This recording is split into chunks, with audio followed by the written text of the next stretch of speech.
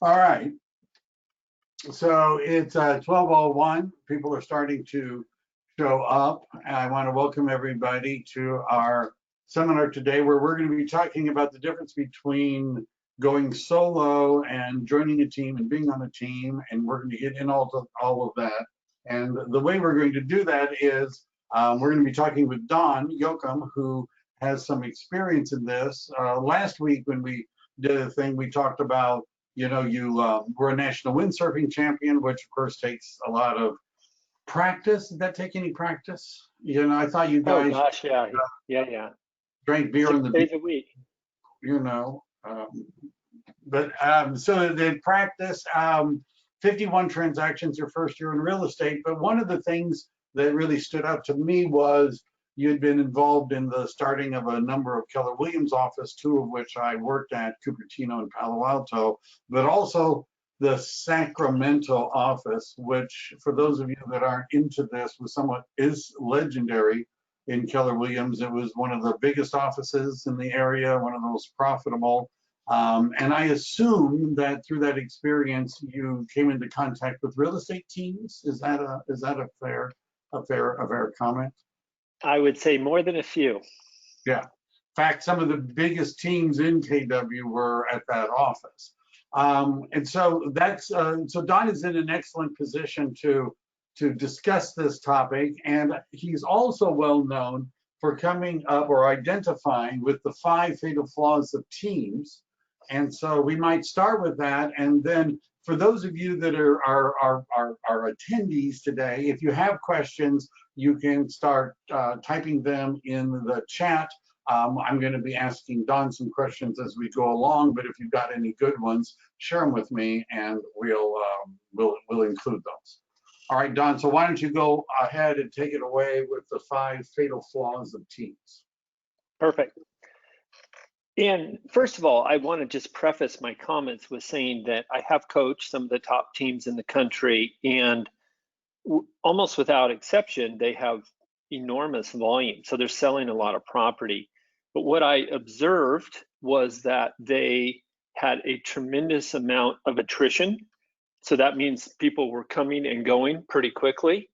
And frankly, the experience both for the folks joining the team as well as the team owner, I would say were suboptimal.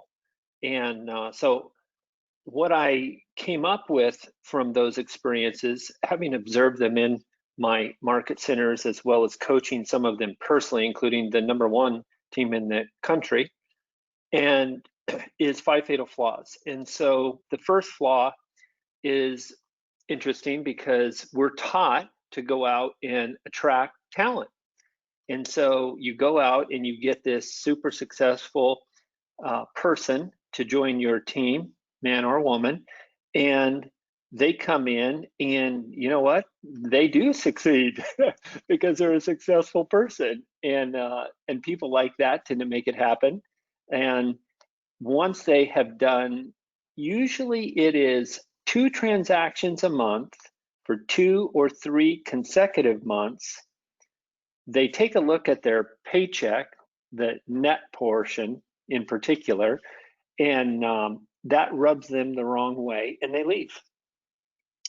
And it's a sad thing because here was a relationship where the team leader had attracted this enormously talented person. It worked, and the result was they went their separate ways.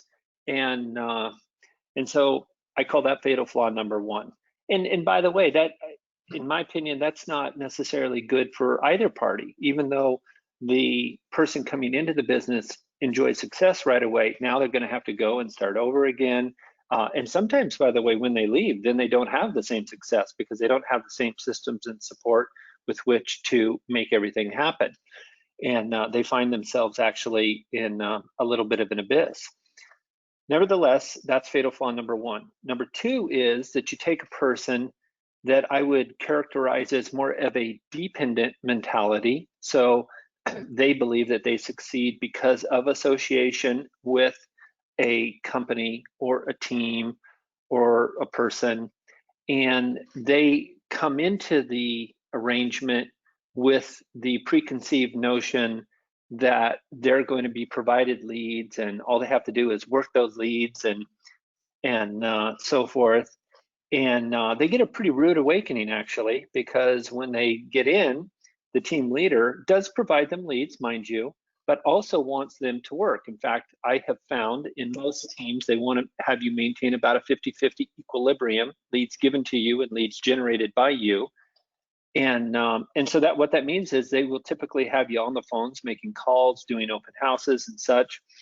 And the dependent-minded person, well, that isn't really what they signed up for. They signed up to be fed. And so when they find out it actually requires real work, they head for the exit, or they get fired because they're not doing what they're supposed to be doing. And so that's fatal flaw number 2. Number 3 is that it's regarding branding. And one of the things that you'll come to learn in this business is that the primary relationship is not between the broker or the team leader and the consumer, it's between you and the consumer. And to the extent that that's a strong relationship, that provides a firmer foundation for your business. And so I believe that it's a tricky proposition to join a team where they have team branding, because you're basically building equity for someone else. And when you do eventually leave, and eventually you're going to leave, you're going to have to start all over. And that is an unfortunate thing. So when I now coach folks on building teams, I take a different approach, and I have them brand themselves from day one. And so that's fatal flaw number 3, is the way that the branding has occurred historically in most legacy teams. Number 4 is geographic. I'm going to go back to the talent, though, in this premise, because what can happen is that you join this team and you're working in the market of the team leader, you become successful, and then you leave. Well, now all of a sudden, instead of being on the same team, you're actually competing with the team. And so what I have found is that small teams function pretty highly in this manner because there's not much of a problem. But as they get bigger, because all of the people on the team are trying to work leads from the same geographic pool, the value of being on a team becomes diluted the larger the team becomes. So while it's okay when the team is 2, 3, or 4, when it gets up to 8, 10, or 12, it really becomes a problem. There's a lot of infighting, there's drama, and then so people leave, and then they actually really do. They're not just competing with the team internally, but now they're an external competitor. And so when I'm now coaching teams, I'm actually encouraging people to build, other than just a few people locally, to make sure that the customers are properly served. I recommend a regional team where you actually, the larger the team becomes, the more valuable it is to be on the team, because now you've got people that you're actually building a referral network. So let's say that you're in Walnut Creek, then you might have somebody in Oakland, and you might have someone in Richmond, in San Rafael, in Napa, Santa Rosa, Vacaville, Sacramento, San Jose. In other words, markets are far enough away where you wouldn't necessarily work those buyers. So just something to keep in mind there. And then the final thing is, and this is the reason why the talent leaves the team so quickly, is normally the splits on a team are pretty poor. They'll be like a 50-50 split, and then the broker wants their portion. And so it's not too unusual for people to end up with 35 to 45% of a gross commission. And man, that is painful. Can you imagine, you start with this $20,000 paycheck, and all of a sudden you end up, your portion is $7,000. You're like, wait a second, I'm the one that made that sale, right? And so that is a challenging situation. And the reason why is because you have no skin in the game. You didn't take the financial risk. And so they feel that they have to charge that enormous amount. And so again, the model that I promote provides a much more competitive split than that. And it does ask that the apprentice have some skin in the game at least, even though we help them with their marketing costs. It's not this feed the fish mentality the whole way. It's more like we're training them to fish and we're helping them with some of their equipment. So anyway, those are my 5 fatal flaws, and they have served, I think, to identify the majority of the issues that have plagued the teams. And again, I'm not saying that they're all bad. They produce tremendous revenue. It's just I've been frustrated when I've seen the level of attrition and lack of profitability of the teams. So back to you, Mike. I know you have some additional questions that you want to discuss. Just a lull there for a second. You know, that great. Thanks for sharing that. When people, you know, we have agents who want to join teams. What would you say is the primary motivating factor besides, I mean, it may be just the obvious ones, but what are the primary motivating factors for an agent to want to join a team rather than be solo? Well, there's a couple things, and this also, their motivating factor will reveal a lot to them. If their motivating factor are leads, the relationship doesn't usually go very well or last very long. Remember, when you join a team, they are going to provide leads, but they're going to make you generate them as well. If your motivating factor is to be mentored by somebody, in other words, and I really believe strongly, and I was incredibly fortunate when I got into the business that my dad was a very successful agent, and he mentored me, and I would say did a very good job at it. And you know, I came into the business with a little bit of sales experience, and so that was helpful. But I was actually terrified that I would persuade somebody to want to buy a property and then not know how to fill out the contract properly. So he'd had me writing contracts every day, and I would submit offers on a fictitious, you know, on it. We would pick a property and I would sit it, he'd counter back. And so by the time I actually started having real deals, and I know you mentioned I did 51 deals in my first year, but I want to clarify that that's my first full year. I actually started in the business in April, and that was 89 of April. And then, so my first full year was 1990. And I did do well in 89 as well, but it was, I did something like 8 deals or something. And so what's scary is that if you know, we get paid so much on a transaction, if we get to that important moment and we don't really know what to do, man, there's a lot at stake. And so having a mentor involved in that moment, in my mind, is mission critical. So whether it be a team or a mentor or a family member that has been successful and could show you the way, you got to have something to just, even like myself, I was a successful business person before I got into real estate. I had a sales and marketing background, and I'm telling you, I was terrified, right? So there needs to be some supervision, in my opinion. And so the motive, I hope the motive is that they want to be mentored and they want to learn the systems and processes of a top producer so that they can then model them. Okay, if it is for leads, then they're probably going to have a tough career, because that means to me that they're probably not going to accept full responsibility for themselves, and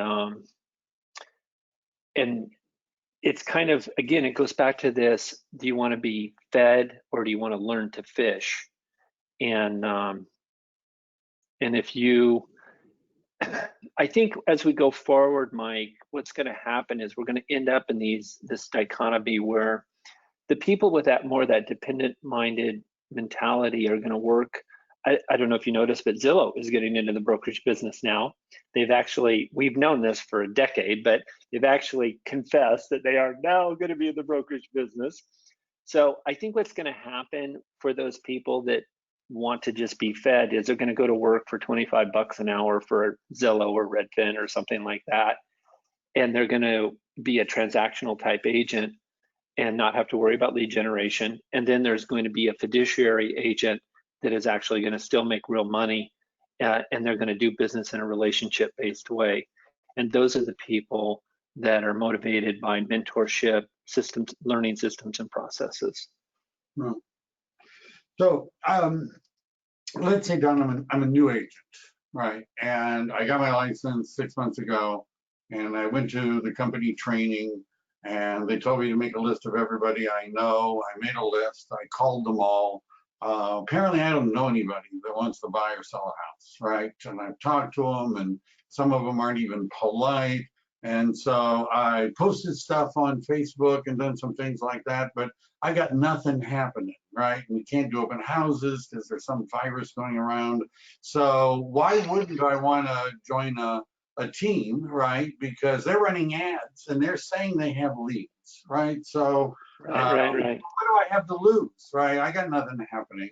What else could I do if I, what would you say to somebody that was in that predicament?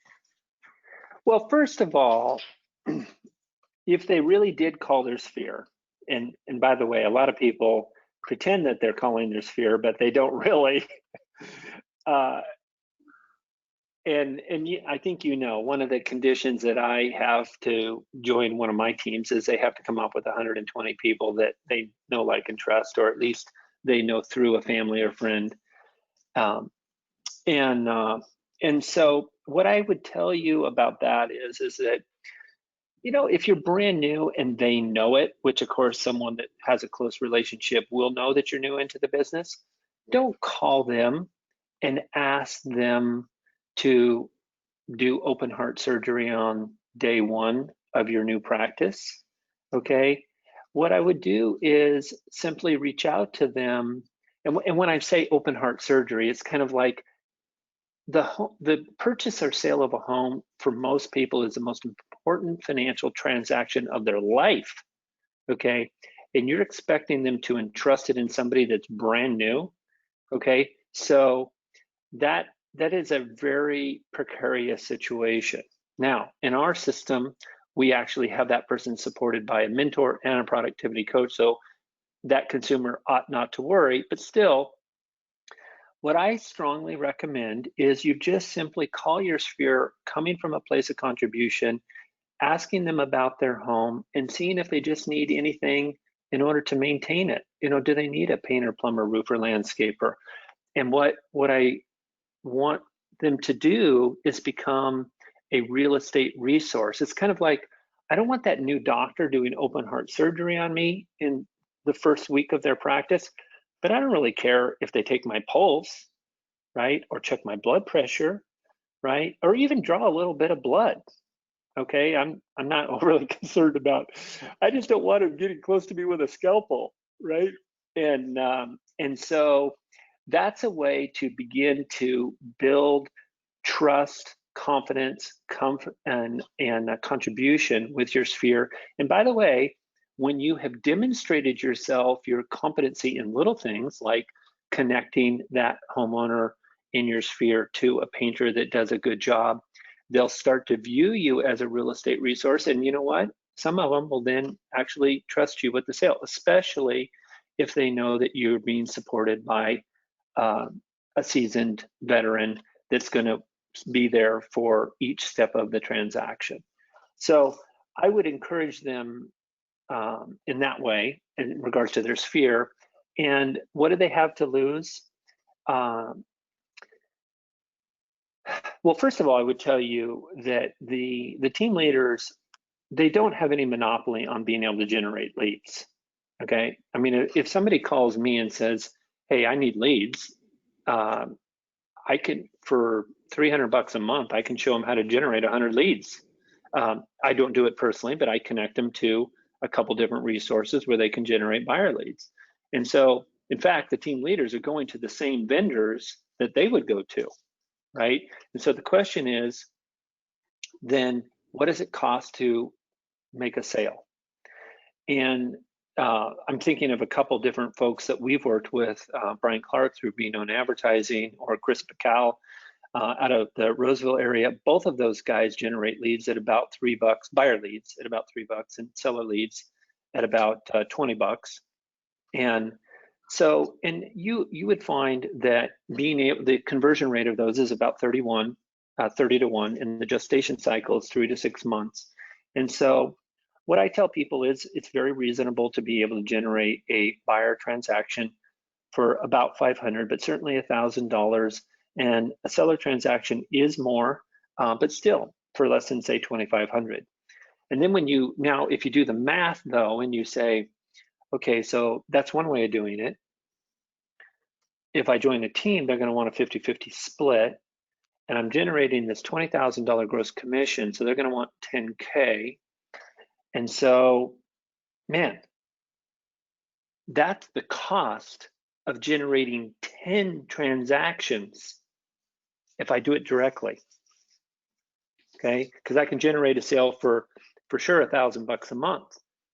Okay, and so what do I have to lose?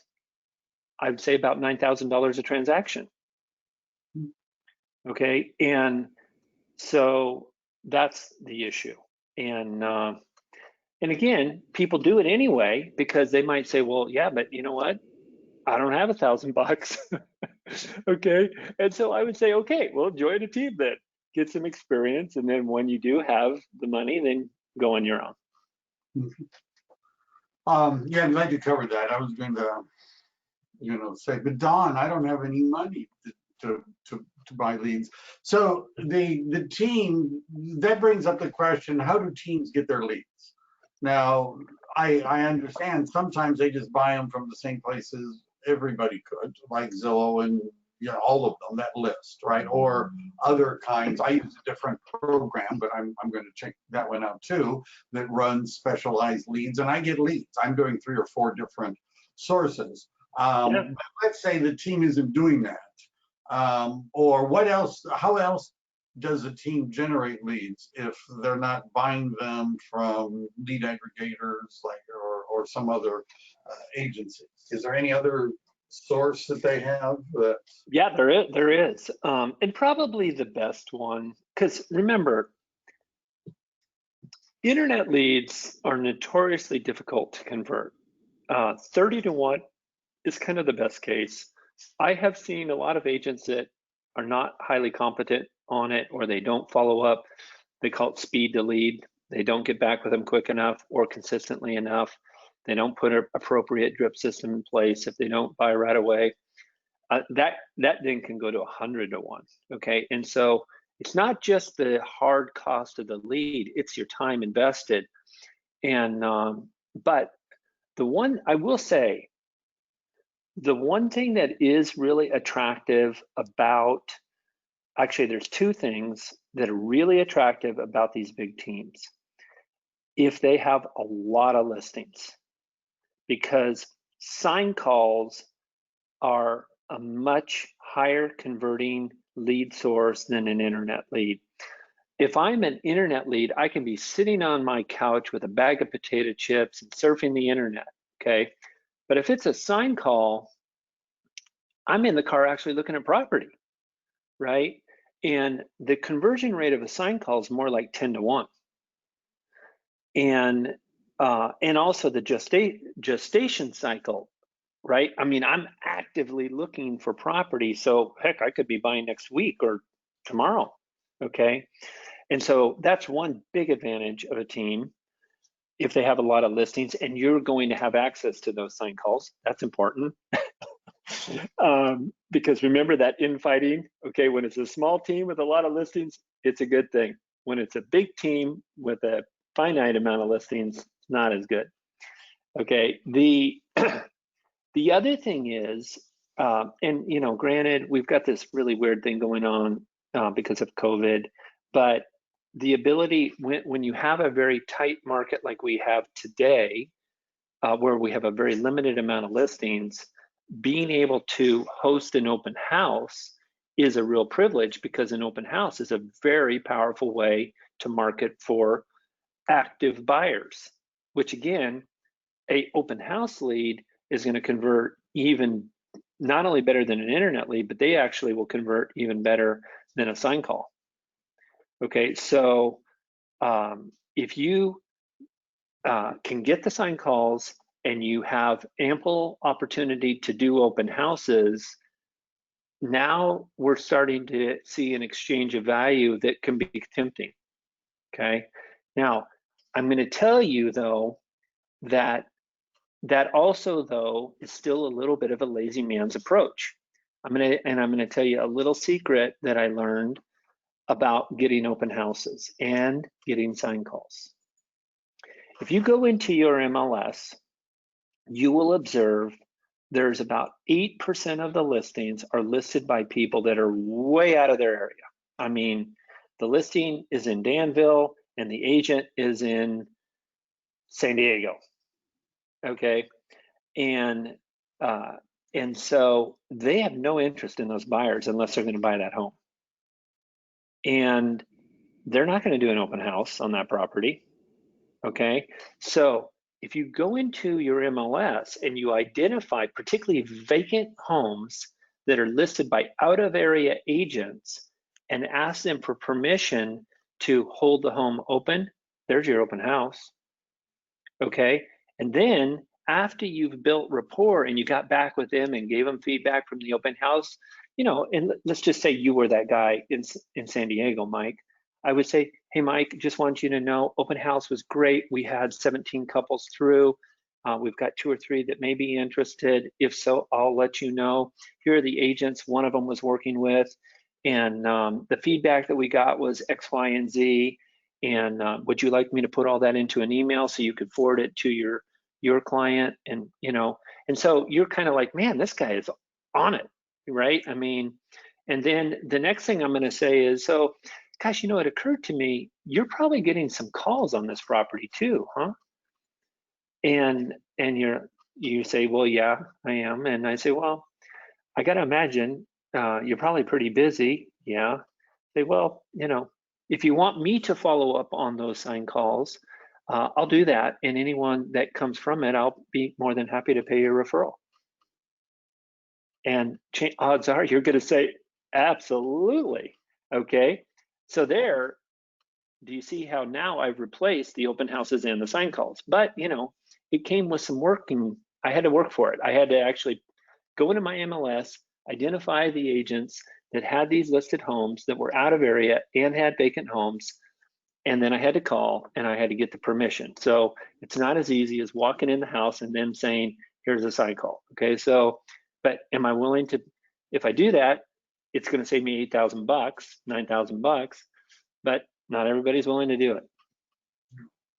We have a question about how would you compare sign calls versus direct mail calls? If you sent out a postcard and somebody replied, you have a 30 to 1, 10 to 1, 8 to 1, 7.2 to 6 kind of a ratio. Yeah, well, and it depends what the offer was in the mailing.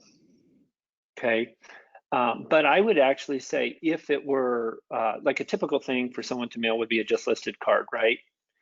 And if somebody responded off a just listed card, I would say that would be a lot like a sign call, actually. And for some reason, I might think it a little bit better. I don't know. But I would say it's comparable to a sign call. Now, if the thing that you mailed to them was, how do I register for a free drawing for a local restaurant or something, and you know, then it's not as good as a sign call. So it really depends on the offer. And the thing is, direct mail now, I do, by the way, for those of you that own your own homes, and I'm sure many of you do, you notice you don't get many mailers these days. I mean, we used to get that all the time, right? And so I'm actually a fan of doing direct mail in a very specific geographic area. And I have this 4-pillar marketing approach. And the thing with Facebook now is they're able to tie an IP address from a computer to a particular address. And so now you can go to your title company, you can build a list, and you can do the equivalent targeting of direct mail through Facebook at pennies on the dollar. So I definitely recommend that. But this tangibility of mail is really something. And you know where mail has really come in handy lately is because of the market circumstance. We have almost no available listings, or if they come on, they sell right away, right? So what you do is you get your buyer legitimately pre-approved.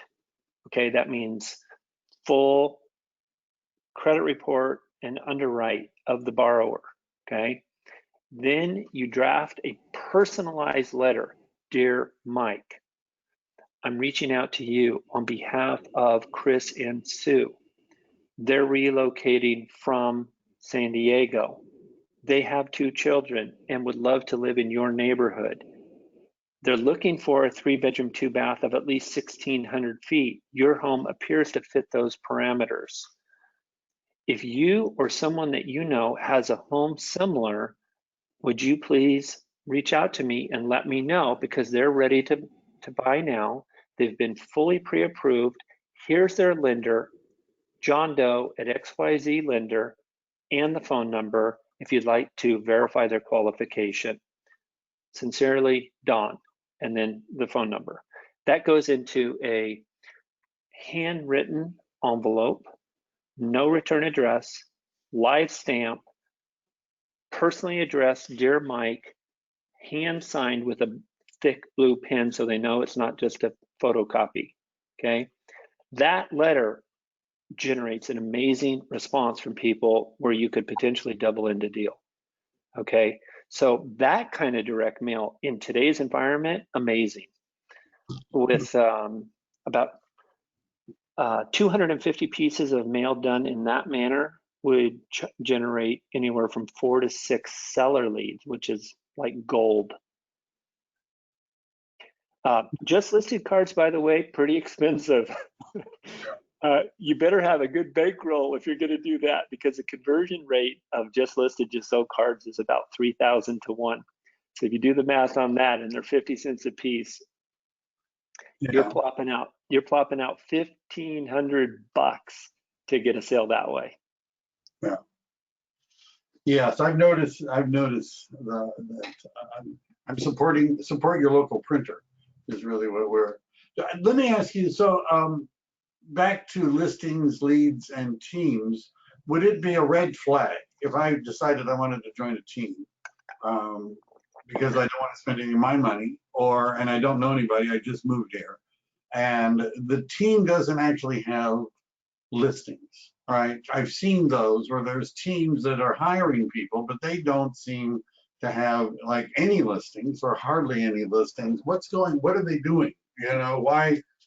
Is that a red flag to join a team without listings?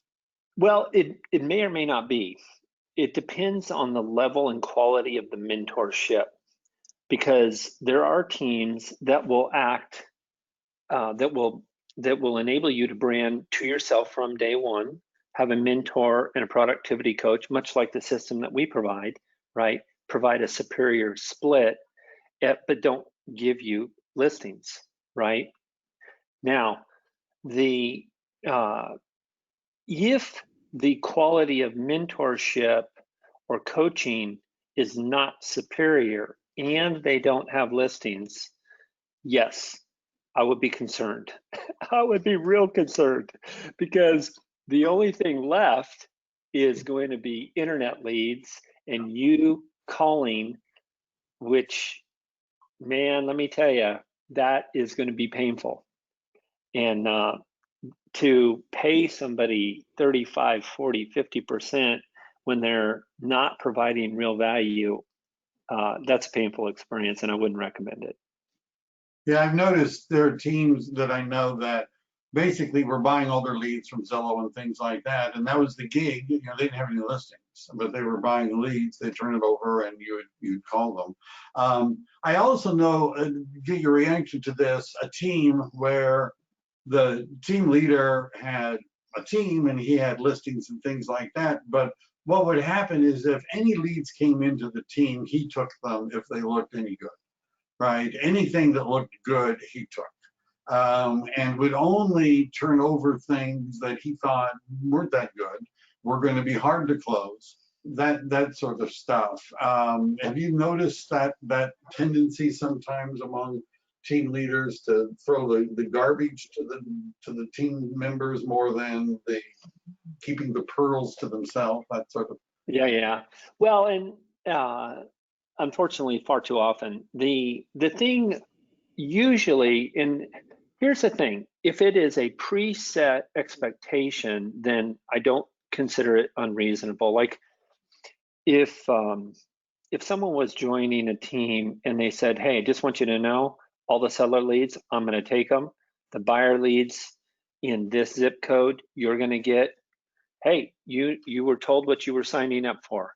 Okay. All right. Now, but what I would do if I were an agent looking to get onto a team where I'm competing with the team leader, I would want to be really specific about what's what and who's going to receive what. Okay, and what I mean by that is, let's just say that we're working in a metro area. Like I'm most familiar with Sacramento Metro, and if I were on a team there, and I were a newer agent, and I will tell you, listing a property, by the way, it is a little bit higher calling. It requires the articulation of an intangible value proposition.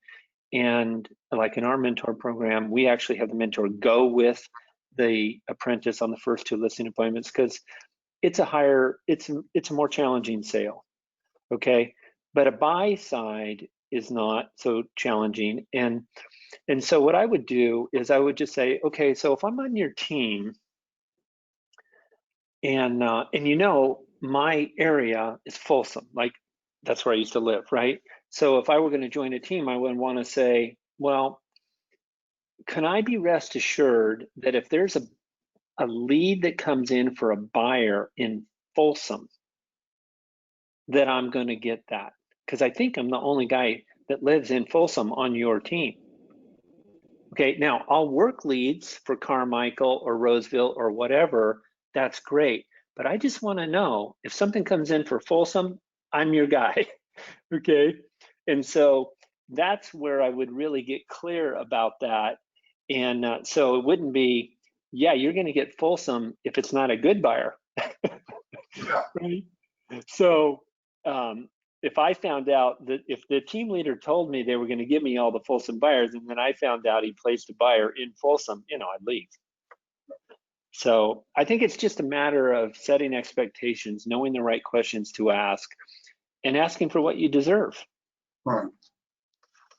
Yeah, we have a question about ISAs. For those of you that don't know the jargon online, an inside sales associate as opposed to an OSA. And so the question is, what is your take on ISAs for calling internet leads? And I would throw into that, isn't that what the person who joins the team oftentimes end up becoming, a non-salaried ISA for the team? For sure. Yeah, but teams will also usually have an ISA in addition to that. But what you will generally find is the ISAs are disproportionately utilized to get listings for the team leader. Okay, now, if the ISA is also following up on buyer internet leads, now that becomes that's a value proposition. And so, it just kind of harkens back to asking great questions. And I have this saying that people are going to judge you by the quality of questions that you ask. And don't be afraid to ask tough questions. And so they say, yeah, and by the way, we have an ISA that's going to generate you leads. You say, wow, that sounds fantastic. Tell me about their performance. How many appointments do they set per week? And what's the conversion rate from appointments to sales? Who could you connect me on the team that has been working the leads from the ISA so that I could talk to them about how those have gone? Right? And then you end up talking to the agent. They're like, oh yeah, those leads from the ISA, they suck. Or yeah, no, actually I've been doing an average of 2 deals a month. And so Not all ISAs are equal, by the way. I've had good ones and I've had bad ones. And like there's a lot of turnover on teams, there's a lot of turnover with ISAs. In fact, most good ISAs actually become realtors. Yeah. Because they're sitting there going, man, I'm the one actually generating these leads, and these guys are getting these monster paychecks. What's going on here? So then they leave. I'm doing So the work and they're getting all the money. yeah, so I think, Mike, that what you got to do is just you got to ask the right questions of the right people, and don't be bashful. You'll be respected for it. So we have my internet leads have no phone numbers. We're being asked, how do I expedite the process? Well, there are a number of sources so that you can use. Free service is spokeo.com, spokeo.com. You can, if you have a name and an email, you can Google that and oftentimes surface a phone number. And you know what? It's laborious. Okay. So if I were on a team and they were generating leads like that, I would tell them, dude, don't you have a system for this? Okay, because you can hire people for, very little amount of money to do that grunt work of sourcing a phone number. I mean, the really sophisticated teams will even have skip trace services where they can get the phone numbers. Okay, it does cost something, but if I'm on a team, getting a lead without a phone number is an unacceptable proposition in my mind. I don't want to be turned into an administrative assistant for somebody that, you could get that jobbed out overseas with a virtual assistant for $5 an hour. All right. Yeah, that sort of brings up the question, what do we mean when we say it's a lead as opposed to a inquiry, as opposed to a, I don't know, a referral or whatever, So if they don't give us, if we don't know their name and we don't have an efficient way of contacting them, is that a lead? Should a lead be qualified before we call it a lead, or Well, in my mind, the minimum standard for a lead is name, phone, and email. Yeah. Otherwise, it's just it's a job. Well, it seems to me like the discussion of you have a database and you categorize the database, right? And you have your A pluses and your A's and your B's and your C's, and then there can be another category which I call D, for Deadwood or whatever, and that would be all the ones where we have emails, right? But we don't know what they really want or who they are, and we're just sending them content of value on a regular basis. What about personal business? So if I join a team and my sister wants to sell her house, I assume I can just do that on my own without running that through the team. It wasn't their lead, was it? So is that how teams would normally react to that? Well, people do it different ways, and I got to be telling you, I have I've gone back and forth on this particular subject a bit, and I have found, I've been building businesses for 30 years, and what I have found is that when things are complicated, there tends to be problems.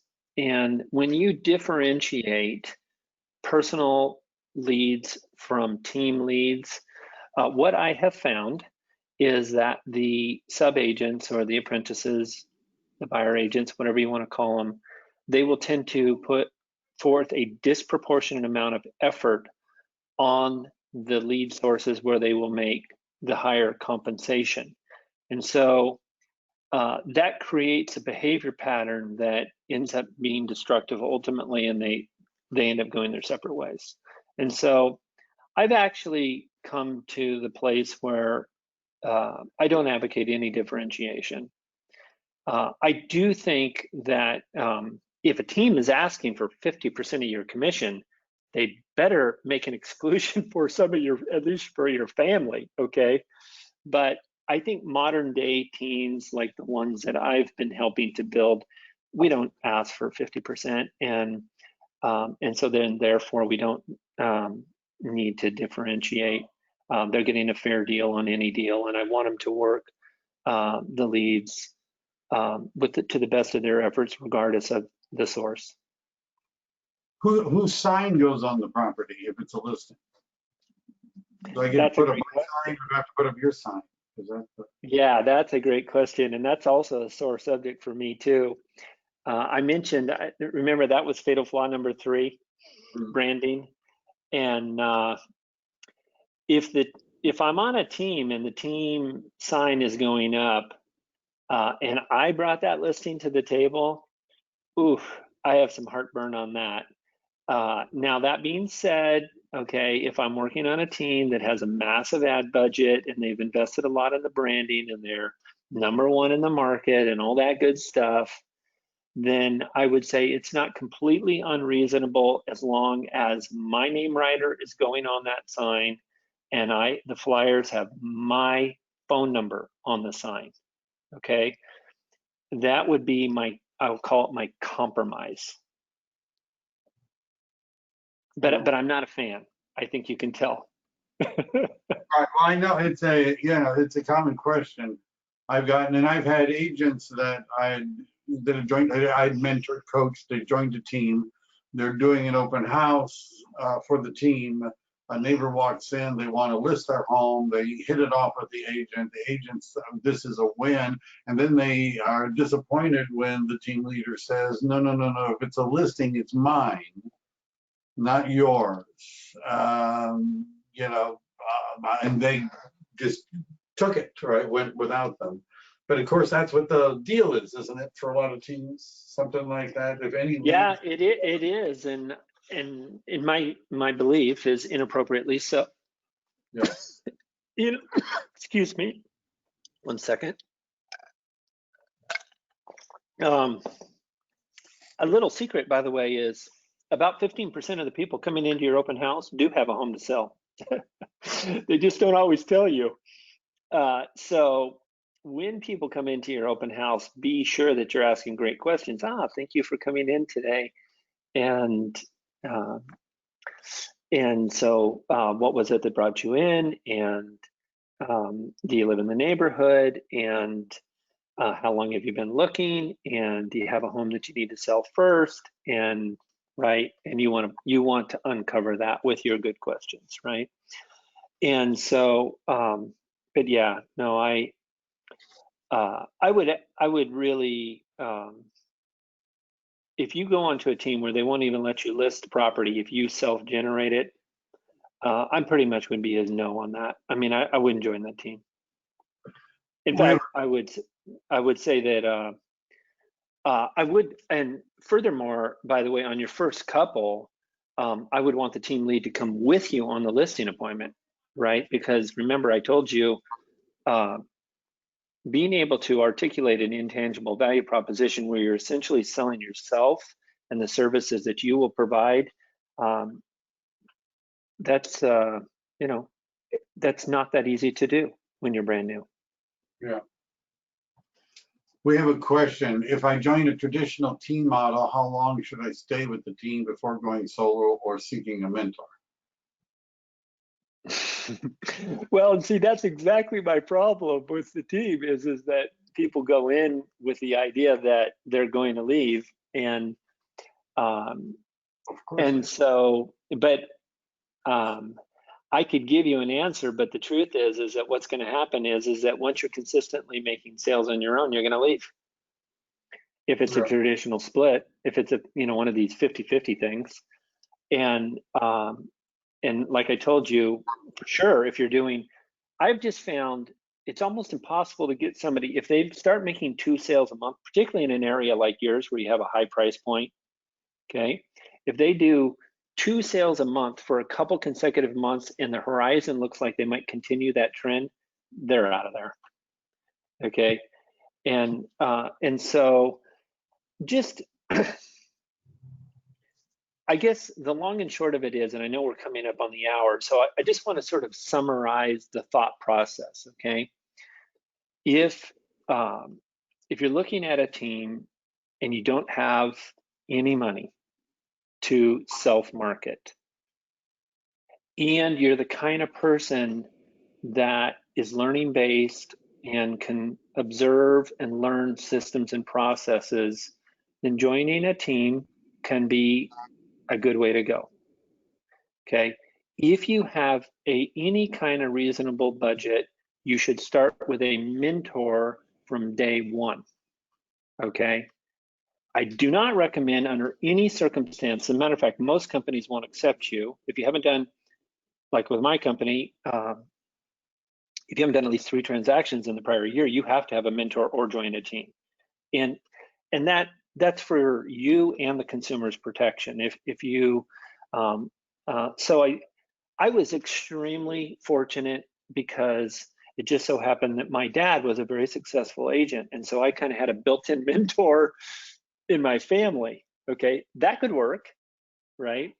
But short of something like that, it is incredibly dangerous to go on your own, and you probably fail from day one. If my goal is to ultimately have my own team, wouldn't it make sense for me to join a team so I can research systems? Yeah, well, that is ultimately what happens, but for very, very small people that that join teams. And like the program that I have designed is designed precisely for that. We mentor people, and then we get them up to what we call icon level production, which is about 30 deals a year. And then we actually encourage them to build their own team, and we help them build it. And we tell them that one of the reasons why we want them to go through this process is so that they then will be able to replicate it and take all of our systems and processes and do it for someone else, kind of paying it forward, so to speak. And so if the model is designed in that way, then absolutely, I think it's a great way to go. Okay. Well, it seems from what one of the, so if there's some sort of an incentive for the team to help people grow and launch, to, fly out of the little nest, then the team would operate differently than if they were simply looking at getting as much as they can right now. Does that make sense what I asked, or? Yeah, and I think the clues is if it's all branded to the team leader, then they're not necessarily looking at you being able to gracefully grow from the team into your own thing, because when you leave the team and you've been investing in their brand, you're going to have to start all over. So that would be one of the very first questions I would ask is, how's the branding treated? Do I get to brand myself, or am I building your brand? And again, the only way I would go with a team where I was building someone else's brand is if I didn't have any other choice. And some people don't. So I don't, there's no shame in that. It's just, it's better if you can start with your own brand from day one. So we have a question. Do you mentor agents in San Diego? And what is the general percentage split that the mentor takes? Yeah. So what I do is I team with mentors, because I am a coaching consultant. And so I do, for example, a productivity training every Tuesday, 3 p.m. And then I do a variety of other trainings. I do one on Wednesdays at 9 a.m. And the people that are on the production teams with whom I've affiliated come to those trainings. And I also help them on a one-on-one basis, create a business plan and such. But because within each market, not just within a state, but even within a market, like Mike, the contracts in the Bay Area are slightly different than they are in the Sacramento area. What I do is I team myself with a mentor like yourself, where you're providing the contract support. So I would have someone in San Diego to answer that question, and that is providing the contract support, is able to go on the first 2 listing appointments. And so they're guiding them on how to fill out the contract, how to make a deal, how to save a deal, how to negotiate an inspection. And then they have me for the productivity coaching, and that then creates the best of all worlds. They have local mentorship, and then they have productivity coaching. And the split that we offer in our model is 75-25. And they get 75, we get 25. And the mentor and I split that 25, majority going to the mentor. And in addition to that, we actually help with the marketing costs. So because we're getting 25, we actually pay 25. And then we also furthermore go to a lender and help to arrange a co-op so that they're paying 25. So our apprentices are actually only paying 50%. So like when I was referencing earlier about being able to generate a buyer lead for $3, that's 100% of the cost. By the time we actually get to the apprentice side, it's actually half that. A related question is, what should one be looking for in a mentor besides gray hair? That's my suggestion. But then I got plenty of it. So I got plenty of that. But well, the really easy answer to that is, have they done what you want to do? Okay. If I'm going to be mentored by somebody, I want to be mentored by somebody that has actually done what I want to do. yeah. And in the way that I would want to do it, by the way. And it's a whole separate conversation, but one of the things that they should do is, if they haven't already, is get them a DISC profile on themselves, so that they can understand the natural tendencies that they have. Are they a driver personality? Are they an influencer? Are they very systematic? Are they very compliant? And because that really helps the mentor in guiding them in what type of prospecting, marketing, lead sources will best suit them. Okay. And what I would suggest is get a mentor that has a very similar behavior profile to you, right? Because if you've got somebody that's hardcore driver personality, they're going to be saying, what are you talking about? Just get out there, door knock, make phone calls. And you're like, well, I love people and I want to do open houses and I want to hug them, and right? And that's a high I, by the way. Okay. Yeah. And so make sure that you're in sync with your mentor and your productivity coach in terms of the philosophy around how you're going to generate business. Here we have a one question was, describe a split scheme to keep top producers. And a split screen. Yeah. Like a split scheme. So in other words, how much do we have to pay to keep somebody on the team? Okay, well, yeah. That is, well, there's a good rule of thumb for retaining talent, and you might want to write this down. You have to keep the opportunity just slightly ahead of the talent, particularly if they have a driver personality. If they find themselves being limited and they're a driver personality, they will leave. So it's very difficult for me to specify a particular split, although the higher the better, of course. But if that causes you then not to be profitable, then that's not going to make sense, right? But what you really, and that's why in our program, we take an apprentice from beginning as a new agent up to this icon level, which can take 2 or 3 years, by the way, and then taking that now icon and making them a mentor, and then helping them to build a team. Well, we're still in business with them. So it's conceivable in that model, you could be in business with someone for the rest of their career.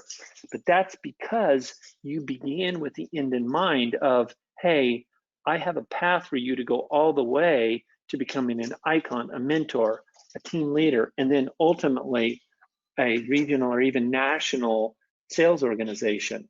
Okay. But here's what you're going to find is that if you want to be the leader, you've got to have the biggest vision.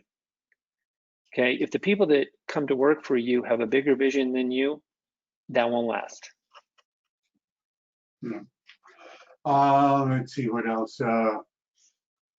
Behoove them starting over again, the team lead. And we're at 1 o'clock, by the way, just so you know.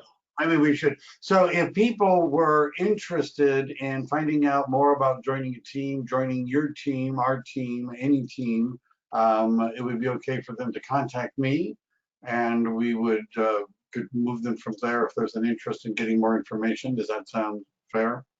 Yeah, absolutely. Because you would be the mentor. You know, I'm simply the productivity coach. They're welcome to contact me, but I would have to team with someone like you to make that work.